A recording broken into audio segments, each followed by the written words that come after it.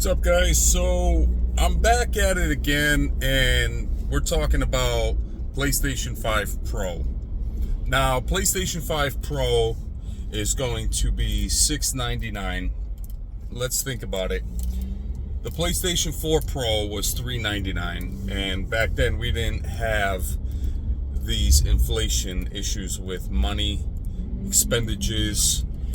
We were enjoying that price. Now, for it to go up $300, we're not even counting the disk drive or the stand. Those two items together alone is $130 more. So technically, if you want the physical edition of the PS5 Pro, you have to pay $830. $830, and then with tax, $850. So here in America, in the US, that console is, if you want it with all the attachments, $850. So that's basically double the price. And I think that could be one of the reasons why Sony didn't include those two items, because they didn't want to be frowned upon as making us pay double the amount, double price for the PlayStation 5 Pro. And if you think about it, with the inflation, it makes sense because gas went up double, groceries went up double, our expenditures for the house went up a significant amount, but a lot of the numbers are double. So $850 for the PS5 Pro, for the stand, and for the disk drive. Now, it would have been nice if we could have at least had included the DualSense Edge controller, whether it be the regular one or the 30th anniversary.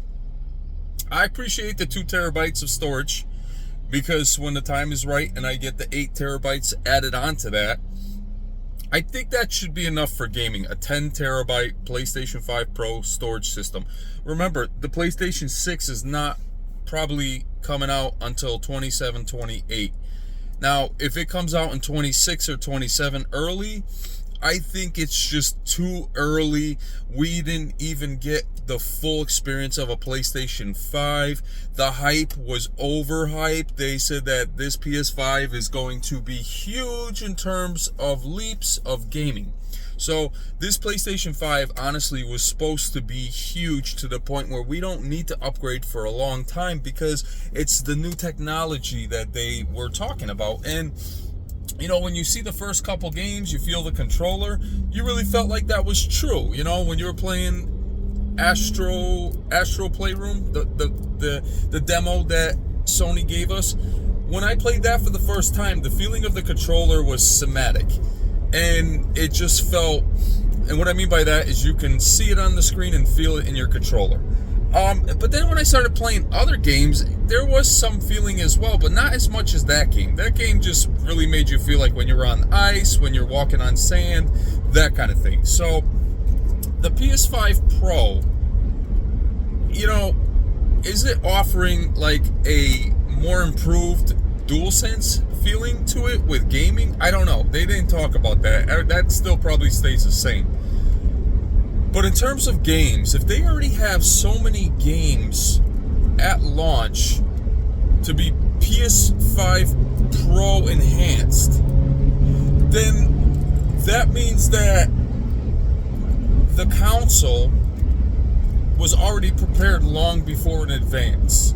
Because for them to come out with the PS5, split the two quality to performance mode in half, and then make us pick and choose, it was almost like a science project where they were trying to discover who would pick performance and who would pick quality mode. And that is something that is very interesting, because CERNY said 75% of the time, well, you know what I'm trying to say.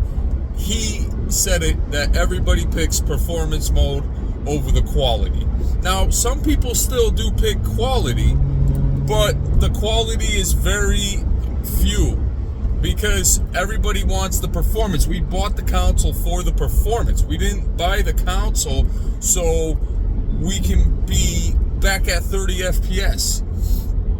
Perfect example, even Metal Gear Solid 5, Phantom Pain. That game came out on the I think it was the PS4 and then the PS4 Pro. And that game, Kojima knew what they were doing, because that was 60 FPS in that time. And that was an awesome game at that time. Like that, those are the kind of games that made us feel like the PS5 was going to be more advanced than what we're seeing right now, than what we're seeing at that time. And come to find out, it wasn't like that. A lot of the games, I could compare Call of Duty, Modern Warfare, what game was it? Modern Warfare 2 compared to Modern Warfare 1. When we were playing it on the PlayStation 4 Pro, to me, it seemed we were more engaged in the game. When Warzone came out, people were engaged in the game. The new Warzones that are out now, I can't even make sense of what's going on the map, okay? When we played it in the 2019, those were the OG days. There's no question about it. Those were the OG days where we were just getting our work done and going home and playing on the Warzone because it was just that much fun. Now, some people were sitting home because of what was going on around the world, but I was working. So when I got done with my work, I would come home, squat up with friends, and just play the game. Now, in this day and age, every single Call of Duty is starting to feel like a different battle royale. It's almost as if they have to add other stuff to it, let alone the rhetoric of what they want us to believe and to accept. And that's another issue right there in itself. So we were talking about the PlayStation 5 Pro. Now, when Mark Cerny did the experiment to see how many people would pick and choose performance mode over quality mode, more people chose the performance mode. So that's why the Pro came out, because once he realized that pretty much everybody wants frame rates, he said, all right, we're going to make it possible for the frame rates, but we're going to make it, if you want the better benefit, the better looking game, then you get the best of both worlds. So when you get the best of both worlds, it's worth it, in my opinion, because it just feels, I'd rather see a better looking game with better frame rates than just better frame rates and not as good as of a looking game, because it's just annoying that in this day and age we have to deal with this kind of stuff, you know what I mean? So with that being said, the PS5 Pro, in my opinion, I don't think the PS5 regular, some people say it's still capable of performing all those things, but it'd probably take more time for the game to be made. And how much more can a developer do? How much more can a consumer wait for the game to come out? So it's just one of those situations where the PS5 Pro came out the same time pretty much the PS4 Pro came out 3-4 years after, and now we're going to be picking and choosing games that we want to play, and we're going to get to be able to see them in all their performance and quality modes. So that's important, because that tells us exactly what we're going to be getting involved in. So with that being said, I am ready for the PlayStation 5 Pro. I am ready to invest in the 8 terabyte storage so we can play many games on the channel. I'm ready to invest maybe in a better camera if I would need a better camera.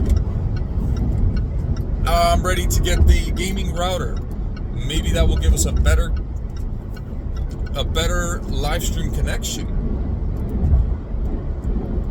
I don't want to really involve the computer, because with the computer, I just felt as though I was lost, because that's not my ecosystem. The computer wasn't my ecosystem. It was PlayStation was my ecosystem. When I jumped into Xbox, it was several people that told me to jump into Xbox, and from that moment on, Xbox I haven't really invested in.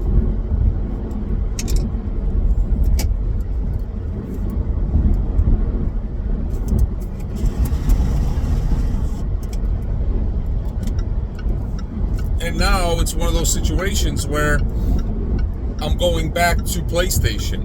I'm going back to PlayStation 5 Pro.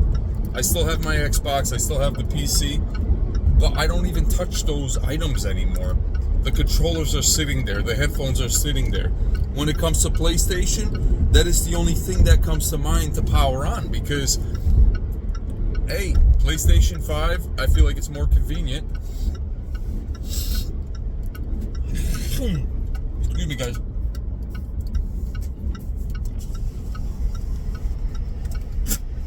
And therefore, it's one of those games that I will stick with the PlayStation 5 Pro. I do believe that it will be more advanced in the long run. Now, everybody's talking about GTA 6. I'm not talking about GTA 6. That's a game that when it comes out, it is going to control the people. It's going to control the masses. Everyone's going to want to play that game, live that game, talk about that game. I'm not in favor for that, because I know that a game like that, people may think it's funny, it's fun, this and that. It will sell more than you expect, but it's also one of those games where it influences people to think the way the game wants you to think. Not sure exactly how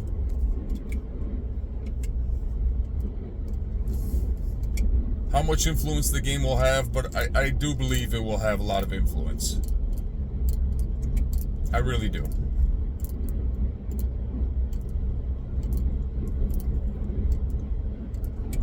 So with that being said, excuse me guys, just trying to set up my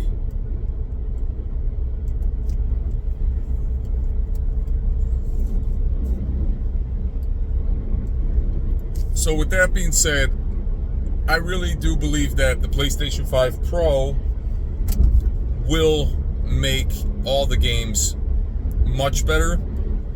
I was a little concerned about Alan Wake 2. That game really concerned me because it seemed as though the resolution was downgraded for the Pro. Now, it doesn't make no sense. It makes no sense at all. If you're going to be on a better console than the first one, why is it downgraded? So hopefully that's not true, and they're just saying that because I don't know. Like I'm lost for words right now because I'm going to work, and please, thank you for watching the whole video. Thank you for subscribing. Thank you for hitting the like button. Thank you for understanding that my mind is in all different thought processes right now because of just everything that's going on with work, with outside of work, with, news, politics, everything. Everything's just spiraling all over the place. Check this out, guys. Look at this yard. See if I can get a better view. It's crazy, huh? Isn't that crazy? Just want to show you guys. I hope it was recorded. And yeah, so that is the thought process. The PS5 Pro, I'm really happy for the people that got the 30th anniversary. There's one channel that I subscribe to, when he gets the PS5 Pro 30th anniversary, he's going to unbox it and make a video. It's called Full Battle Jacket. Make sure you guys sub to his channel and check out his work, because he's going to open up the 30th anniversary, show us in all its glory. And, you know, he seems like a down-to-earth good person. And just to see what it looks like. And, you know, at the end of the day, I would say the PS5 Pro, the standard, is enough, because I would like to know who in the community was able to get the PS5 Pro 30th anniversary. All right, guys, I'll see you guys in the next one. Thank you for watching.